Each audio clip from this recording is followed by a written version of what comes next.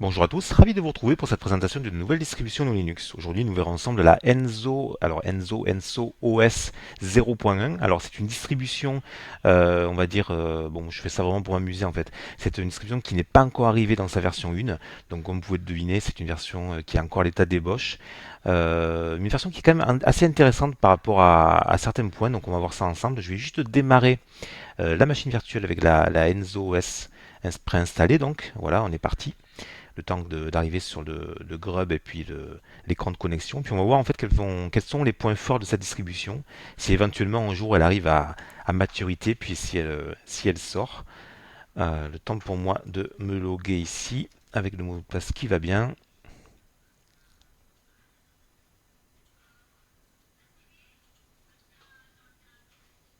Alors en fait cette Enso OS donc on est tout simplement avec cette distribution eh bien sur une distribution qui est basée sur Ubuntu.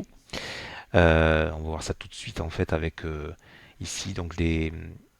Alors je sais pas si on va. Voilà, vous voyez qu'on est en fait sur une version avec XFCE qui est installée, hein, donc l'éternel on va dire XFCE 4.12.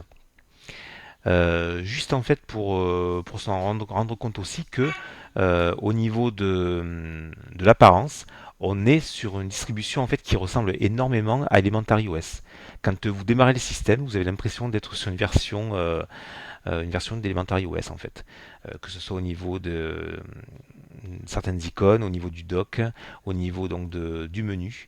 Donc c'est un mélange en fait pour les personnes qui aiment, hein, il y en a, d'Elementary OS et puis à la sauce XFCE 4.12. Avec une base Ubuntu, donc une base Ubuntu LTS, donc basée sur la dernière Ubuntu, enfin l'avant-dernière Ubuntu, la version 16.04. Et donc on peut aller voir tout de suite en fait la version du noyau. Donc en fait c'est un noyau. Alors autant pour moi. Donc ce que je vais faire c'est que je vais remettre parce que j'avais dû modifier les paramètres. Alors l'occasion justement pour faire un tour tout simplement dans les paramètres système. Alors ce qui m'a surpris d'emblée en fait dans cette distribution, c'est que elle est francisée en fait quasiment à 100%. Alors là vous voyez qu'en fait on doit en fait passer par la prise en charge de la langue pour vraiment franciser l'ensemble. Ça se fait en deux-trois clics. Donc on va prendre France et France, on va appliquer à tout le système. Au niveau du clavier, je vais juste voir la disposition. Logiquement, c'est bon. Alors, je vais peut-être devoir me déconnecter hein, parce que là, ah ben non, c'est bon, c'est passé. Voilà, donc un petit uname-a-a pour pouvoir justement aller vérifier la version du noyau. Donc, vous voyez qu'on est en fait sur une version 4.4, donc c'est le noyau LTS de la Ubuntu 16.04, itération 77, voilà, donc du 26 avril. Donc comme je disais en fait par rapport à la francisation, j'étais assez surpris parce qu'au niveau des répertoires, c'est pas souvent le cas que sur les distributions de ce type, on se retrouve avec l'ensemble des répertoires lors de du premier démarrage, hein, entièrement francisé. Ça c'est plutôt une bonne chose.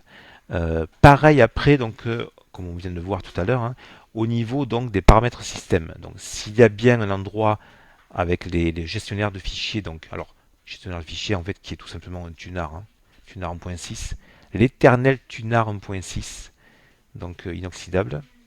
S'il y a bien un domaine où il faut que la francisation soit opérationnelle pour l'utilisateur, c'est bien en fait le domaine des paramètres. Et là, on se rend compte en fait que tout a été francisé suite à l'installation avec l'installateur d'Ubuntu, hein, tout simplement.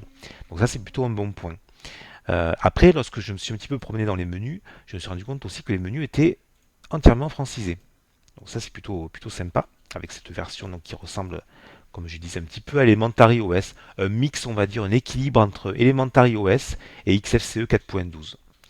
Donc il faut aimer, hein, c'est assez particulier. Donc comme on le sait, hein, c'est une version de test, hein, c'est une version qui est à l'état de version alpha, on va dire.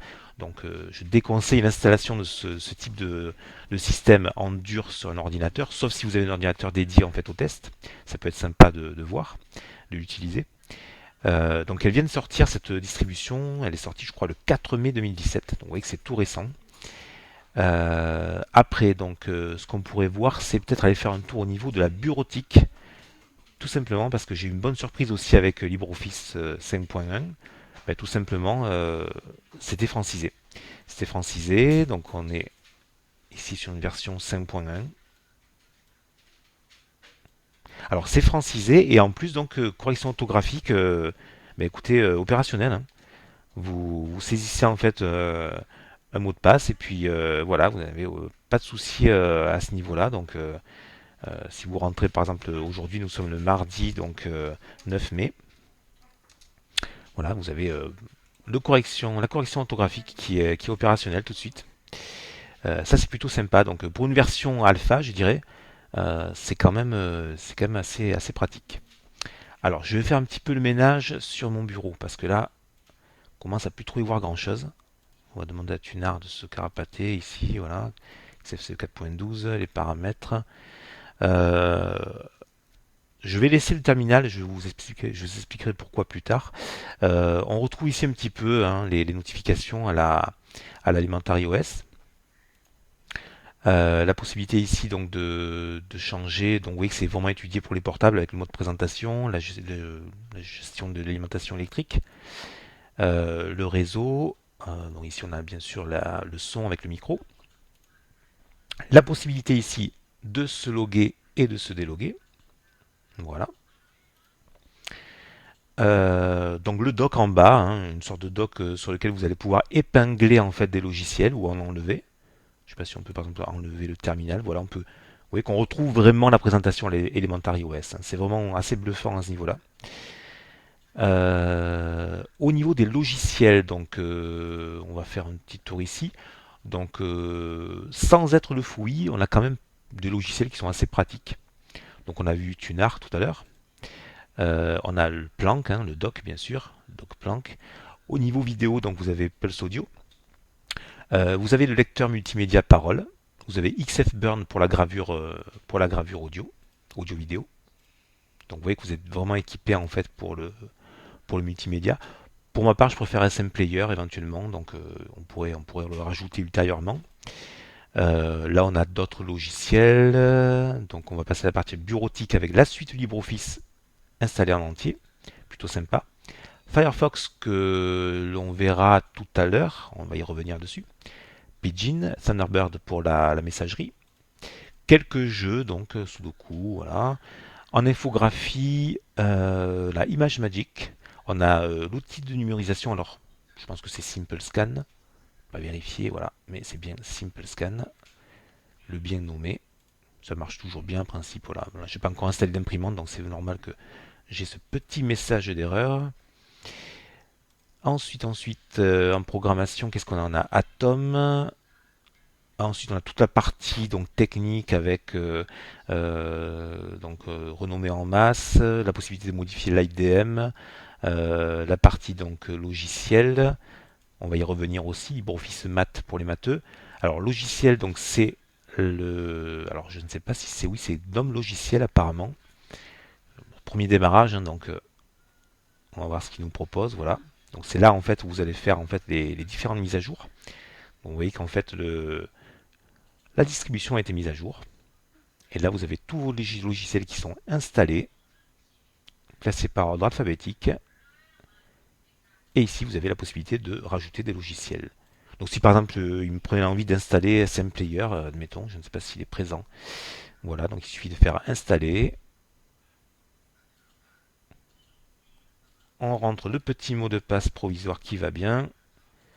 Et puis on n'a plus qu'à se préparer à l'installation en quelques secondes de SM Player, qui peut être un bon complément à Parole. J'avoue que Parole, ce n'est pas mon logiciel de prédilection. Je préfère largement VLC, qui est hyper connu, et SM Player. SM Player que j'utilise au quotidien. Alors on va laisser l'installation se poursuivre. Juste pour revenir en fait justement sur le terminal que j'ai laissé ouvert. Alors pourquoi j'ai laissé ouvert? Tout simplement pour faire un petit hashtop, pour voir un petit peu la consommation ressources. Et c'est là où le bas blesse, comme je dis dans le blog. On se retrouve avec un système en fait, vous voyez, qui n'est pas très très gourmand en termes de ressources processeurs. C'est pas vraiment. Vous voyez que là, on est en train de télécharger un logiciel, donc on est à 4%, 6% d'utilisation processeur. Par contre, au niveau de la RAM, au niveau de la mémoire, sur 2 gigas quasiment, sur 2 gigas même, 2048 mégas de RAM installés, vous avez 877 mégas consommés. Alors certes, avec bon, le terminal ouvert, vous allez me dire, c'est pas ça qui prend énormément de place. Vous avez en fait l'outil logiciel qui est ouvert, mais on a quand même pratiquement 900 mégas qui sont consommés au démarrage. Donc là, c'est vraiment le point noir de la distribution, quoi. On est sur XFCE, qui devrait consommer largement en dessous des 450 mégas, et on se retrouve avec ce enfin, cette version, on va dire, cette couche Elementary OS qui vient en fait rajouter, on va dire, dévorer de la RAM. Euh, donc c'est un petit peu le point noir de la distribution. Un petit peu dommage d'ailleurs que cette distribution consomme autant de mémoire vive. Bon, c'est une version alpha, il y a peut-être des choses à corriger, donc à voir. Euh, on va retrouver notre ami logiciel. Je ne sais pas si SM Player a été installé. Alors, pour ça, on va aller voir tout simplement dans la partie son et vidéo. Tac, tac, tac. Media Player. Et voilà, et on a SM Player qui est installé ici. Alors, ce que je vais faire, c'est que on va tout simplement fermer le terminal. On n'a plus grand chose à voir ici. Ah oui, pardon. Tac, je vais juste quitter proprement en fait le terminal. Voilà, petit exit, ce sera beaucoup plus simple.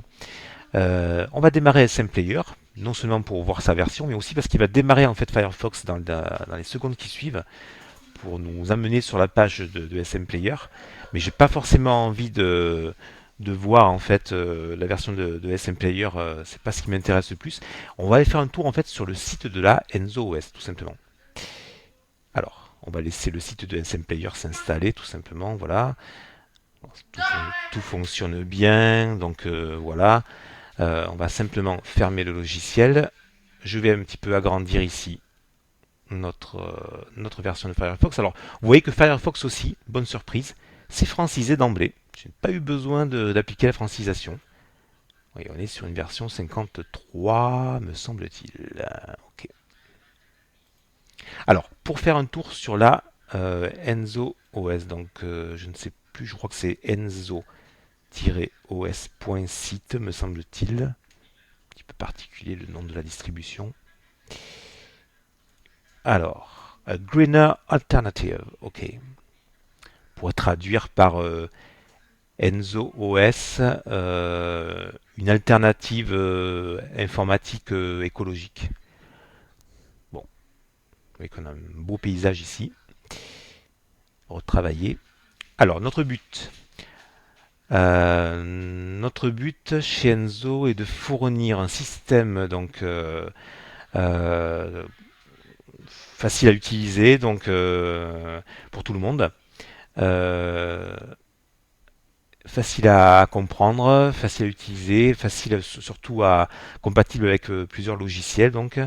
Uh, Computer waste is a major problem in our current climate, and we're looking to do something about it. Alors ça c'est vraiment intéressant.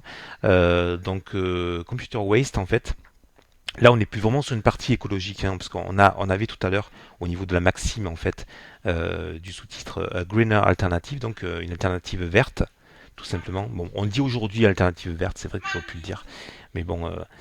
Oui, on comprend. Autant pour moi pour la traduction, désolé, ce n'est pas mon métier.